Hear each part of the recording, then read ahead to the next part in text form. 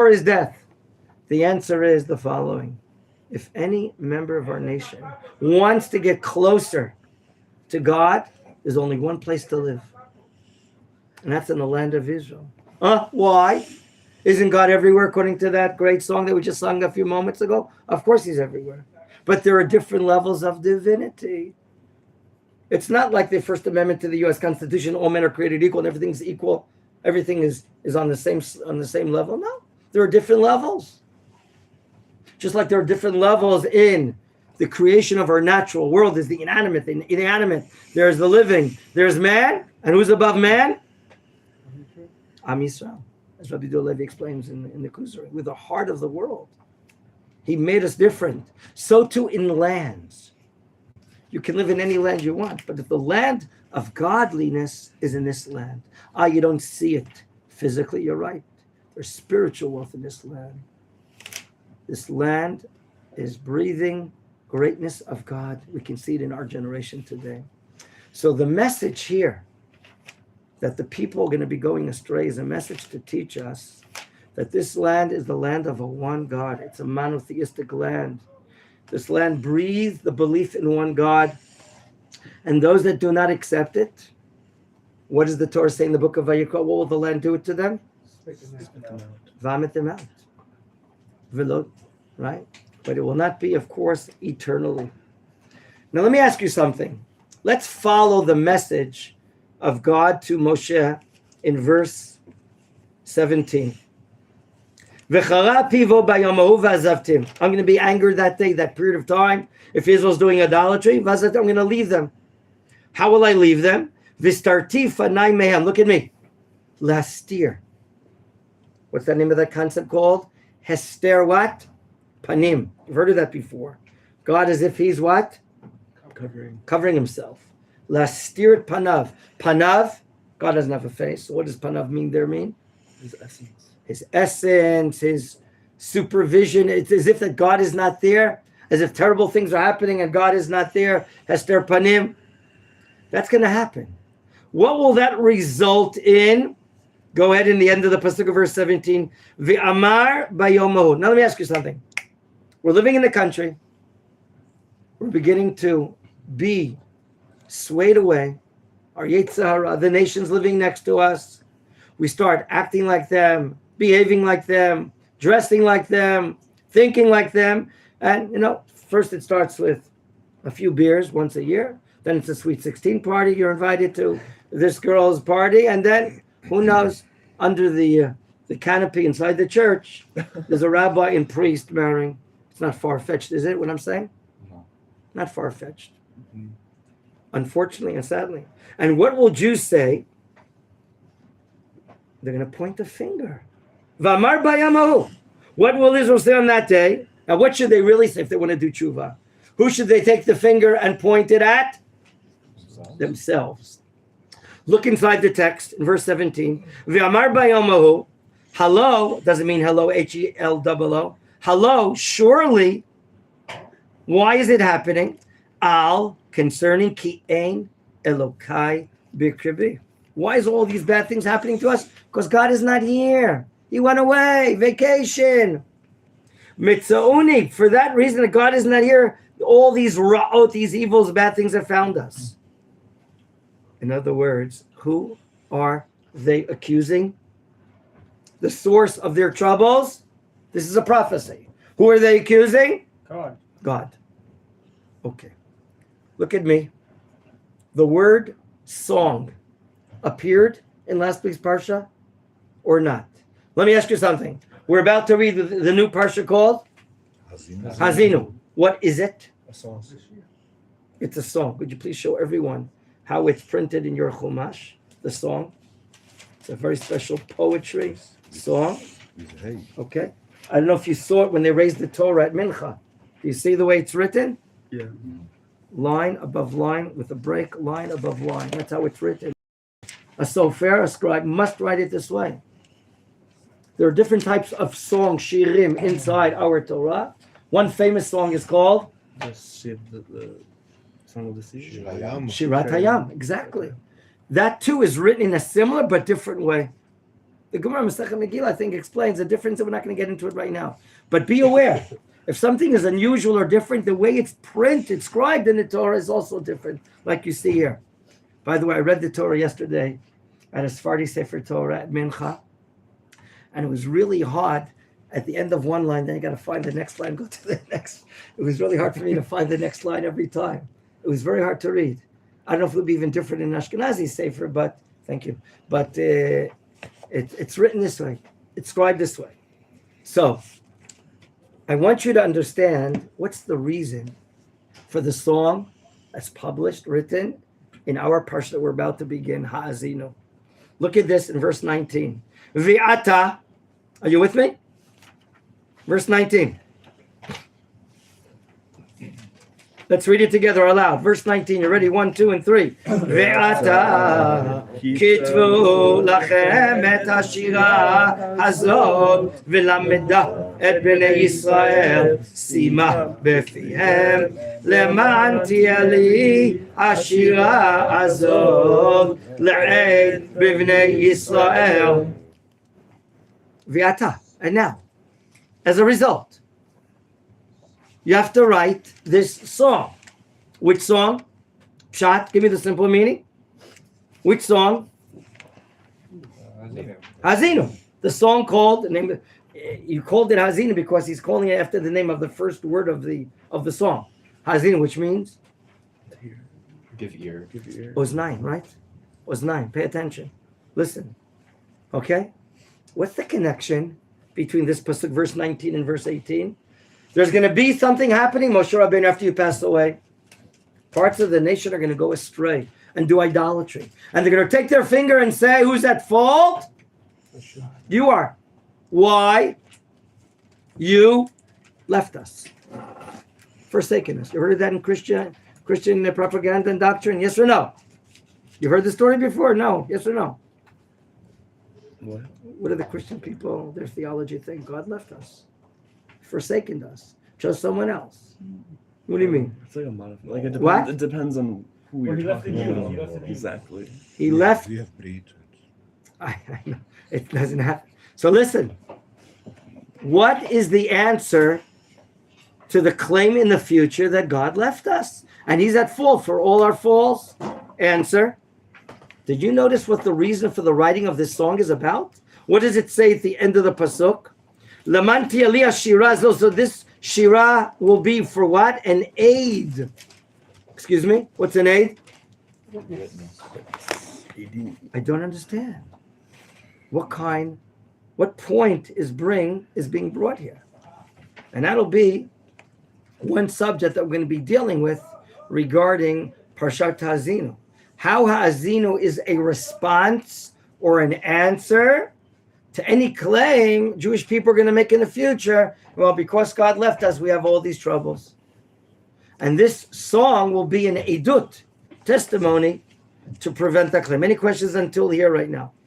But is it not that Hashem, he said he left, no? Or hiding is different than leaving? That's right, He never left us. He's always there. But according to our behavior, He's trying to have us be stimulated to do tshuva. We know every year Yom Kippur comes, we can change our ways. We can always do tshuva all year round. We can change our ways. We can leave the idolatry. We read all of this Chumash is a warning for the nation that it's about to cross the Jordan River. You have a new life. You're going to start a new life in the land of Israel. And there are neighbors here. And they have different ways. And you may have to fight them if they don't want to create peace with you and live here peacefully with you. And you may not finish the war. Yoshua and the nation, that generation, did not finish the war against 7 Canaanite entities. Then what's after the book of Joshua, Yoshua? What's the next sefer in the Tanakh? Again? Shoftim. No, it doesn't mean judges. It means leaders. During 300 years of the period of the Shoftim, after the period of Yoshua, of Joshua, if I were to create right now a chart, a spiritual chart of the barometer of the Jewish people for the 300 years, this is what the chart's going to look like.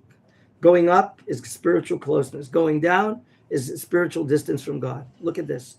for 300 years. Ups and downs, ups and downs, ups and downs throughout the entire Sefer Yoshua. There's tribal division. We're not united. There's no one that's taking power and creating a common government leadership for all of the nation. What do we have? We have individuals that rise to the occasion. And they muster up some sort of leadership locally with some tribe or tribes to fight and take away foreign dominion over us.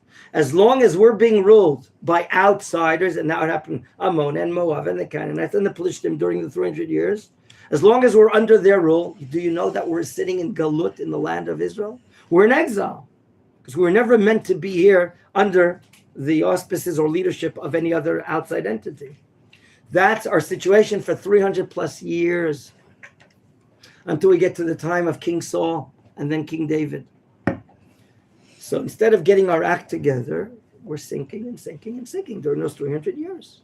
There's some light, some great light. There's a Gidon, and there's a Ehud ben Geira, and there's a Shimshon, and all the leaders of the Shoftim, but they're all individuals for short periods of time of gaining leadership for 40 years, for 20 years, and so on and so forth. But the neighbors are still here. What are they called? The Joneses? And sometimes the grass looks greener on their side, and we're tempted, and that leads to spiritual degradation. I'm stopping this point right now, where we see that one of the last messages of God to Moshe is what's going to happen after his passing away, and that the Jewish people will point a finger not at themselves but at God, and therefore there's a need and a reason to write a Song.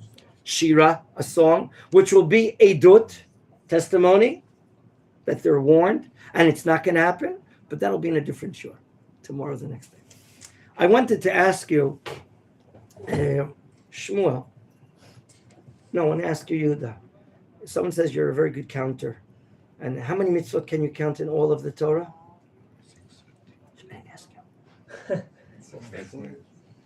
Sir? 613. Right. Can you tell me the Hebrew letters for 613? Taryag. Mr. Sorry. Aaron will write it. Go ahead. Taryag. On top, so people can see it. Reish. Tough. Reish. Yud Gimel. Yud. Gimel. Tough. You all know numerically is how much, Mr. Frank? Tough. Letter tough is how much? 400. 400. Reish is 200. 200. Yud is 10. 10. And Gimel is 3. sum total 613. Sefer HaChinuch, which we have over here, one of the great Rishonim in Spain, who decided to enumerate and count all the mitzvot, just like the Rambam, Maimonides did 100 years before his time. Rambam, of course, has a work called Sefer HaMitzvot. Remember? Sefer HaMitzvot, the book of mitzvot, just a lining up of all the mitzvot. And of course, the Rambam writes many, many rules, klalim. What determines this concept to be considered one of the Taryag or not? And Sefer HaChinuch writes in last week's Parsha, mitzvah number 612 and mitzvah number 613 appear in last week's Parsha. And I want to deal with that right now. Number 612, did you notice which mitzvah was that in this past Parsha? To write Torah. To write a what? Torah. Really? Where did you see it? Can you show it to me? Did you what he said? Shmuel? To write a Sefer Torah. Can you please tell me where? Don't just look at him. Look inside yourself. Find the. How long was last week's portion of the week? 30 verses. It's one of the shortest parshiot in the Chumash. Shmuel is correct. There's a command to write. What? A Sefer Torah. Where do you find it? Where do you find it, gentlemen? It's in Kaf. Vav. Which pasuk? Kaf Vav. Verse 26. Yes. I see in verse 26 that Moshe has already written a Sefer Torah. We're looking for the mitzvah, the tzivui, the command, to write a Sefer Torah? It's not called that. No. Who knows? Who can find the source? Have your eyes do the walking through the Chumash, the Pasuk. Yes, Mr. Assis, have you found it? Why not? You only can look at, there's only 30 verses, gentlemen. There's not a lot of verses. I think I've scared you away. Go ahead, Sam. 19? In verse 10, Moshe. Oh, 19. Okay, so I scared some of you. 19? But going back to 19, we just quoted a moment ago. Oh. And can you identify the Sefer Torah in verse 19? Which word is used? Don't tell me in English, of course. Tell me in Hebrew. It's what? Okay, which word is it, Yishai? What word is used for a Sefer Torah? Shira. Anyone have a question? Why? Why is the Torah called a Shira song? Question 1. Question number 2. Didn't we just formally explain that the word Shira there is talking about what? Azinu? Right, Shirat Azinu, Song of Azinu. So how can there be another meaning? Simple answer. The Torah has 70 faces. There's 4 issues here, right? Pardes. Pei is Pshat. Reish is Remez. Dalet is Drash. Samech is Sod. Secrets of Torah. Gentlemen, there's simple meaning of the Torah. As Rashi brings the name of his great scholars, there's never a pasuk that can leave the simple meaning. It has to be a simple meaning. However, there's also a midrashic meaning. Remember, at Sinai, we received how many Torot? 1, 2. We received 2, and maybe you received 1, but we received 2. One Torah Shebichtav, the written one, and the other called Torah Shebal Peh.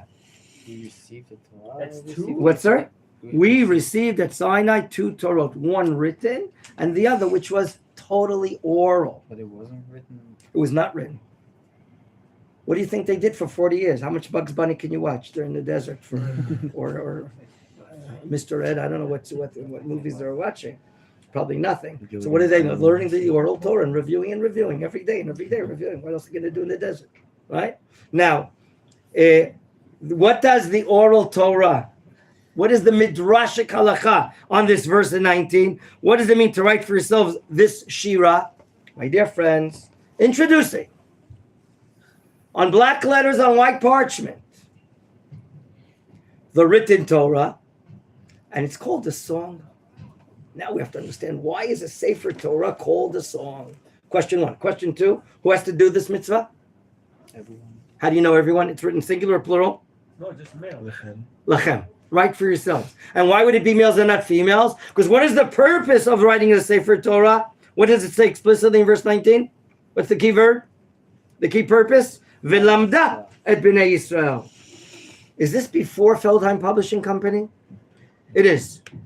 Therefore, everyone has to have in order To know it. to learn it. There's no publishing companies. Okay. So first of all, we have a very important point here, and that is there's a mitzvah that belongs to every member of Am Yisrael. Hey, you, the one with the eyeglasses and kippah, you think you guys have a monopoly over the Sefer Torah? You think it just belongs to you? No. Each and every one has to write a Sefer Torah. It belongs to all of the Jewish people, all of Am Yisrael. No particular group or sect has a monopoly over the Torah and say it's theirs and not others. It belongs to everyone. Why? Because Klal Yisrael, the entity of the nation, includes each and every one. We'll talk a little more about that importance. I'm stopping it for a moment about this mitzvah. We'll get back to it. And I'm asking you, that's mitzvah 612. What is mitzvah 600? Well, actually, the truth is that's mitzvah 613. I want you to go back and find for me mitzvah 612. Did you notice it? Go back. And tell me, what is Mitzvah 612? Anyone see it? It happens once in several years. And what is it called? Go back to Pasuk Yud, verse 10, please. Vayitzav Moshe otam lemor miketz, at the end of Sheva Shanim. Sheva Shanim meaning the year of the what? The Shemitah, the sabbatical year. B'mo'ed, in the time or period of the season of Shnata Shemitah, the Shemitah year. On a holiday called B'chag HaSukkot. I'm reading verse 11.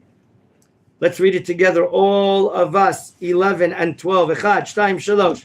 B'vochol Yisrael, le'ra'ot et penei Adonai Elohecha, b'makom asher yivchar, tikra et haTorah azot, neged kol Yisrael, b'ozneihem. And now the mitzvah.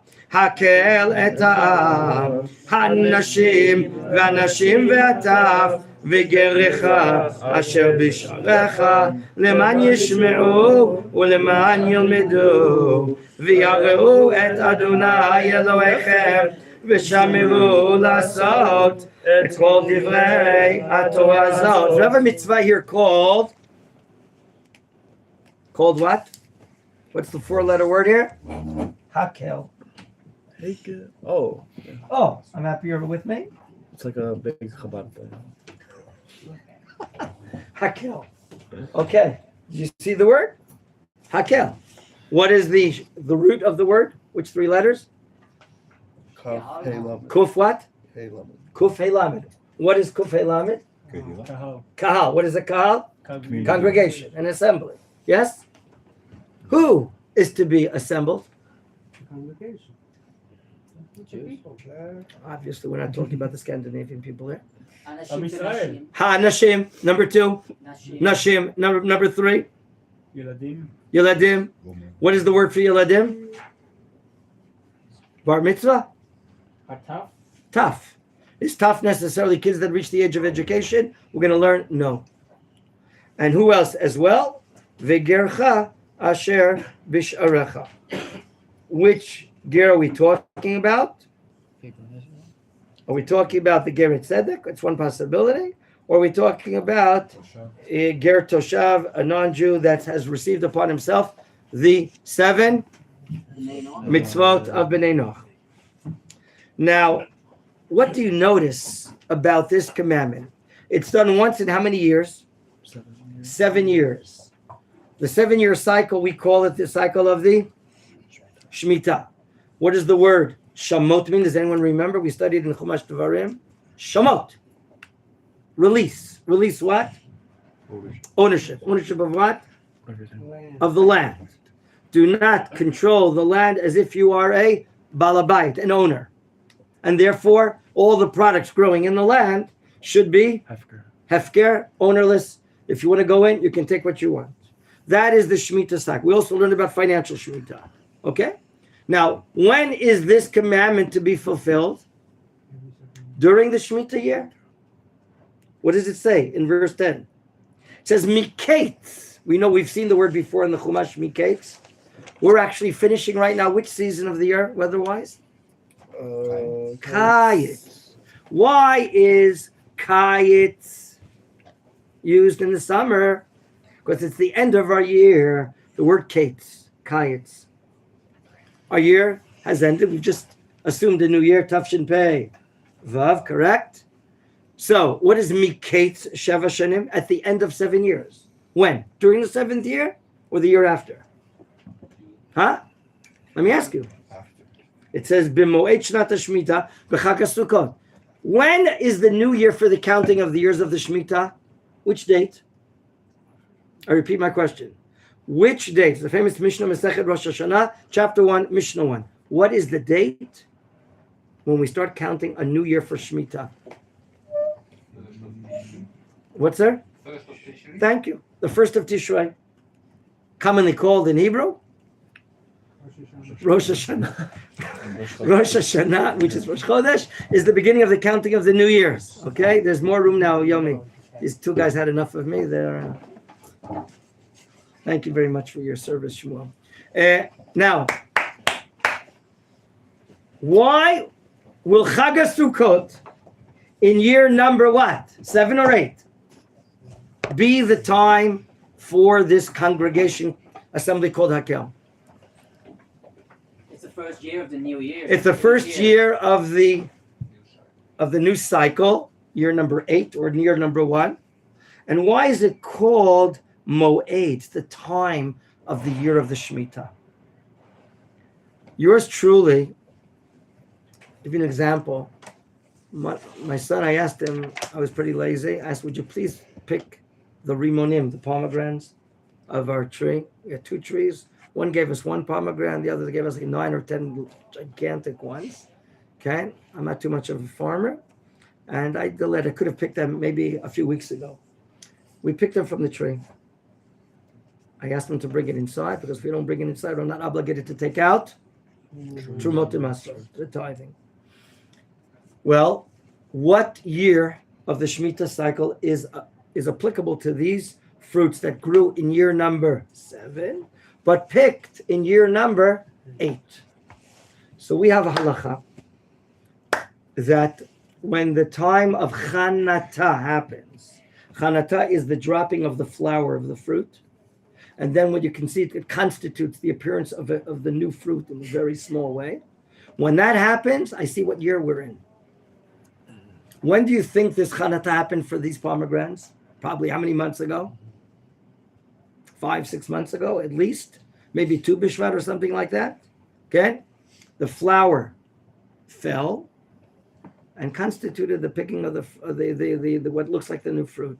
So that determines what year of Trumot Masot it is. I go back 6, 7 months. What year was it? Does anyone know which year we just started of the Shemitah cycle? We just started year number 4. That means what's applicable to these fruits of these pomegranates, these rimonim, year number? If your harvest is in this year, You didn't hear what I said. It doesn't go according to harvesting. What determines the year of Trumot Masot for fruits of trees? When the Chanata happens, when the flower falls, and then what appears, the appearance of what constitutes looking like the new fruit. When did that happen? In year 4 or year 3? 3. What was year number 3 as far as tithing is concerned? Is it a year of Maser Sheni? I'm getting some of you confused already. Or is it a year of Maser Ani? Do you remember? We had a learning on this maybe 3 weeks ago. Let me repeat it. For Maser Sheni, right? I took out Trumaf, gave it to the Kohen. I took out Maser Rishon, I gave it to the Levi. You with me? After I take out Maser Rishon, I have to take out, depends, what year is it? Years 1, 2, 4, and 6 are years of Maser Sheni. 1, 2, 4, and 5. I was mistaken. 1, 2, 4, and 5 are years of Maser Sheni. Instead of, in lieu of Maser Sheni, we have Maser Ani, to the poor. Year 3 and year 6. So last year was year 3. So when I took out, I recited the blessing. Asher Kedeshanu b'Tzav Tzivanu lafresh Trumot u'Masrot. I took out, and then I called out the names of the different tithes. I called out Truma, I called out Maser Rishon, Trumat Maser, and Maser Ani.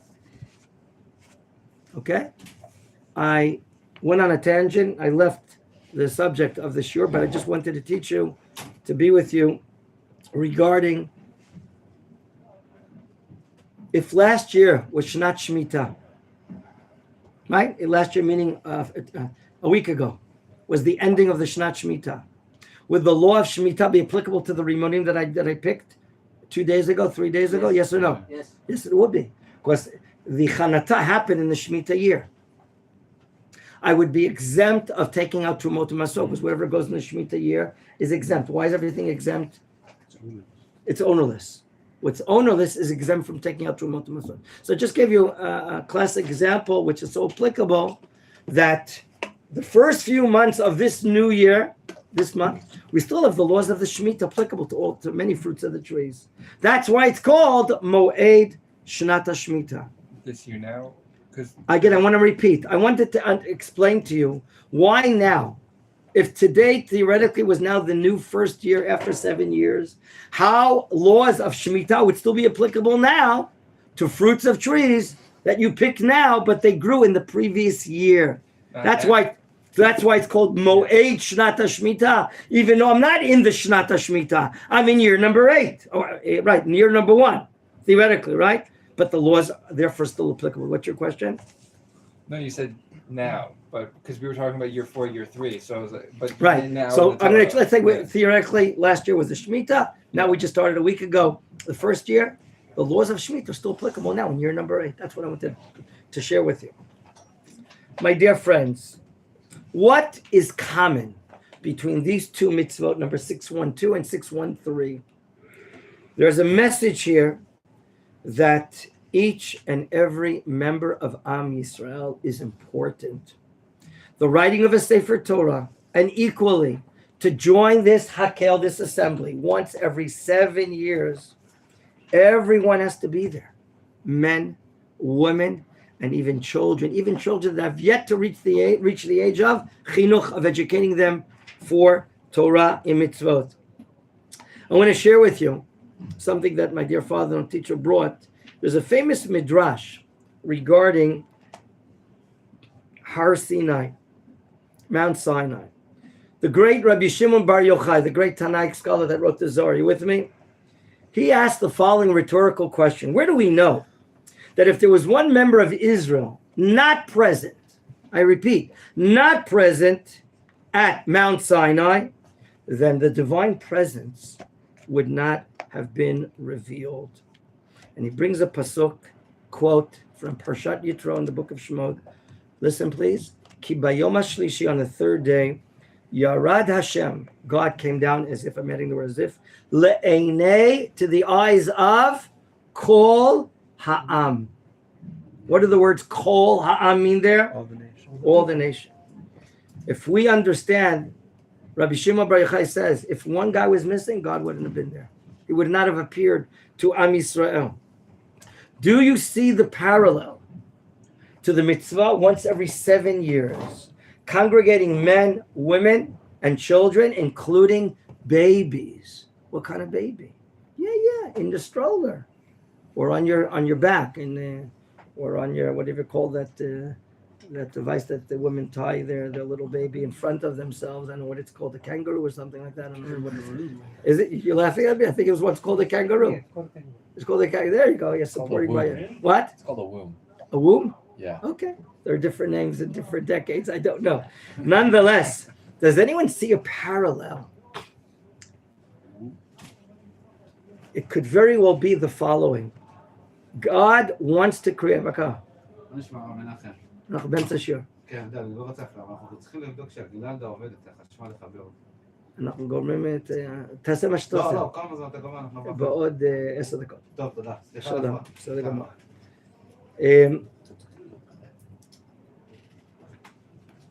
The Sinai revelation. The Sinai revelation. It's going to bother your concentration, right? They're taking it out? Okay. Let's get back to here. Okay, the Sinai revelation. Close the window and get out. Thank you. The Sinai revelation. Perhaps Hashem wants to, in a small model, to recreate what happened at Sinai. Who stood at Sinai? All of us, men, women, and children. It was a great revelation. What is God interested in a small model every 7 years to have all of the nations stand where? As we read in the oral Torah, based on the words in verse 11, Bamakom asher yivchar. You know, and I know, that the key word for Yerushalayim is ha-makom, that God will choose. We're talking here not only about Yerushalayim, we're talking about the Temple Mount. This great assembly is to happen in the Temple Mount.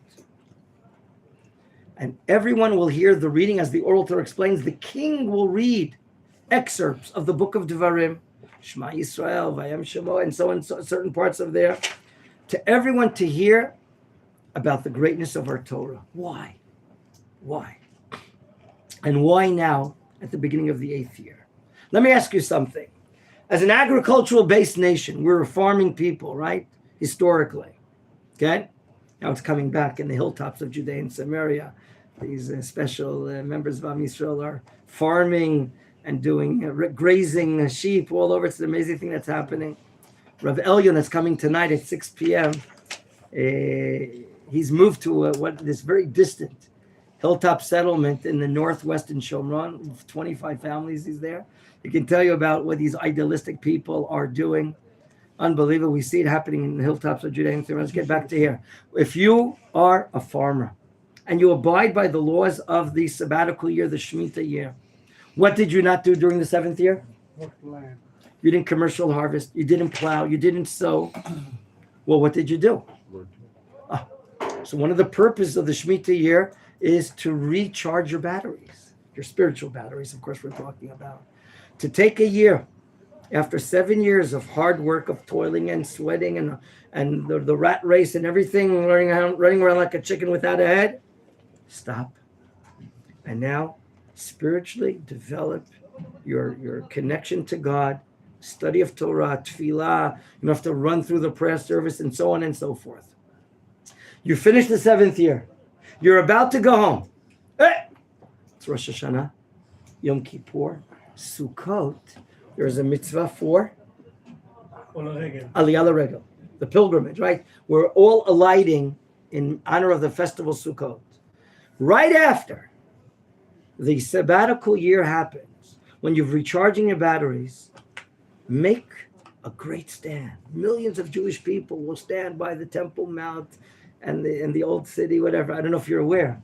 There's such an awakening going on right now today that starting last Thursday night, the tens of thousands, the throngs of people that are coming for slichot at the Kotel. Not only is there no more room, a few hours before the slichot, I'm talking about the 12:31 at night, not only is there not room at the Kotel, but there's no room in the old city. You understand what's happening? And they're closing the gates of the old city. What are they putting on the walls of the old city? Screens, gigantic screens. Thousands are standing outside. This never happened before to this extent. We're going through an unbelievable period of spiritual awakening. Jewish people are thirsty and hungry to connect their souls to God.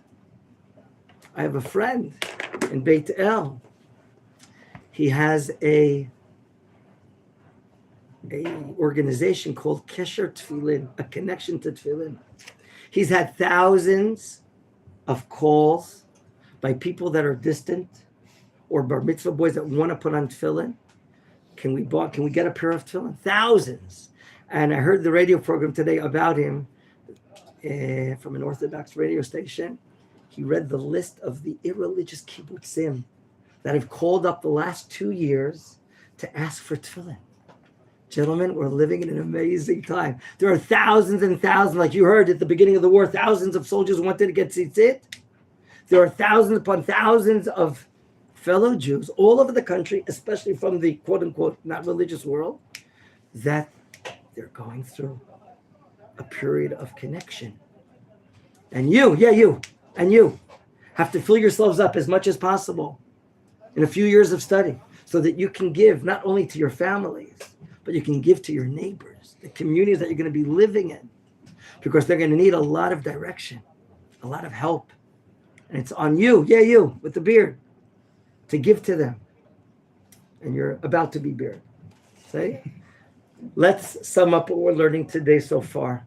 2 mitzvot, commandments. 612, Tafresh Yud Bet, and 613, Tafresh Yud Gimel, that relate that the Torah, our Torah, is not just a book of instruction. It's not just something related to the individual. It's related to the nation, and it's related to each and every individual. It's not belonging to this tribe or belonging to that tribe. This Torah belongs to each and every one. Proof, every male has to write a Sefer Torah. And on the Sukkot, after the 7 years of the Shemitah, we all congregate together. That event, that even a baby, a toddler who's 1 or, let's say, we're not 1, maybe 2 years old, he sees millions of people. It's going to have an effect on his soul. There's a story told about, who was it? I forgot which Rav.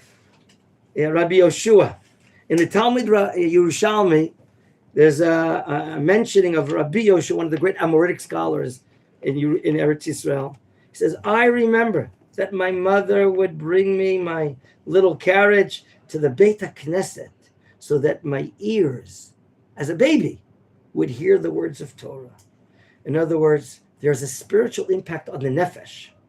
That the nefesh, which is spiritual, when he meets a congregation, he meets a conference, a great event of so many members of our nation that has such great spiritual power, without a doubt, it has an effect on the soul.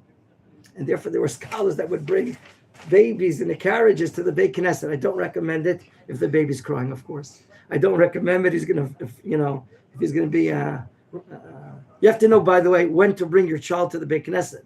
If your wife is tired this and that, then stay home and pray at home. You don't have to bring your baby to the Beit Knesset because you want to daven in a minyan and your baby's going to cry. It's going to bother us because you have to bring a baby to the Beit Knesset. Don't bring. Just saying, in general, could be a great impact and effect spiritually on the soul of each and every individual, including a toddler. But we have to be careful, I said, about bringing a kid to the Beit Knesset. I made a mistake once. I think I told it here. I think our little one was 3 years old or something of that sort. One of our little ones. I brought the one that knows how to behave. Maybe he was 5 or 6, and I brought his younger brother with still a pacifier in his mouth. And we're praying on the Shabbat night. I'm in the back of the synagogue where we live, like three benches from the rear, and we're praying the silent Amidah of Shabbat night. All of a sudden, it's quiet. Everyone's praying the silent prayer. He disconnects himself from me and starts walking in the aisle towards the Aron HaKodesh, all the way up front. I can't stop calling. I'm in the middle of the Amidah. And then he gets to the Parochet and he starts moving to the Parochet. I said, oh my gosh, what's that? I feel so embarrassed in front of everyone inside the synagogue. And then, thank God, in a way, I don't know, after I was terribly embarrassed in front of 300 people in the community, whatever, he came back. I learned my lesson from there. I was a young father then only. My grandson last week came in for Maurice. He's 2.5. He's almost 3, and he was fine. He made a noise, but he's. It's not our job to bring kids that make a noise, B'ezrat Hashem. So, gentlemen, we learned this important value that the Torah belongs to each one and every person, and therefore these 2 mitzvot, maybe that's one of the reasons why God decides to end the mitzvot of the Torah with these 2 that are applicable to each and every member of Am Yisrael, and therefore that'll help us prepare us for Shirat Ha'azinu. So, in summary, the Song of Ha'azinu is a Shirah. But I didn't get to explain it, and maybe I'll end it with this. Why is the Torah, in general, called a Shira? Let me ask a question. Mayor Farber, I don't know if you're willing to admit this in front of everyone, but do you sing in the shower? Of course. That's what I wanted to know. Okay, let's not publicize it anymore. There's a student here that's very happy when he cleanses himself and even sings. There's nothing more complete than the Torah. We're dealing with the intellect of God, given to us in words, through prophecy. It has to be the ultimate level of happiness. And therefore, the Torah nicknames it a shira, a song. Because it's the highest level of happiness in the world. And therefore, it's called a song. And for that reason, for the glory, as many explain, as the glory of the reading, we have to read it in a certain melody. There are cantillation signs. There are a lot of words that are sung this way and they're sung that way. Some that go up, some that go down, and so on and so forth. The Torah is the completeness, the perfectness of God. And therefore it's called a shira, a song. And when God is commanding us in this midrashic halacha, right? And the pshat, like some of you said, write this Song of Ha'azinu. I want it in my Torah. Out to the pshat. I want the Song of Ha'azinu in my Torah. The midrashic halacha, though, is everyone shall write a Sefer Torah. Just a halachic matter will end. I don't see everyone writing a Sefer Torah today. So the Shita of the Rosh and some other Rishonim say, since the purpose of writing a Sefer Torah is in order to learn it, and today we have publishing houses, then by purchasing, by acquiring holy books, Chumash and Mishnah and Halacha and Emunah and Gemara and so on and so forth. By acquiring the Sfarim, we are performing the mitzvah called writing a Sefer Torah, because the objective is Vilamda, and learn it. And therefore, if you want to spend, 100,000 shekels or 200,000 shekels for a Sefer Torah, it's fantastic. Maybe it's more, I don't even know. But they also do it. There are people that do it that are great. No, at the end of the. There are people that participate in writing. So that's how we can perform the mitzvah today. Women also? Gedal, that'll be for today. We'll continue tomorrow. B'ezrat Hashem. We'll hit the. Yes. That's what I was hinting to. Shakoach. Have a great day.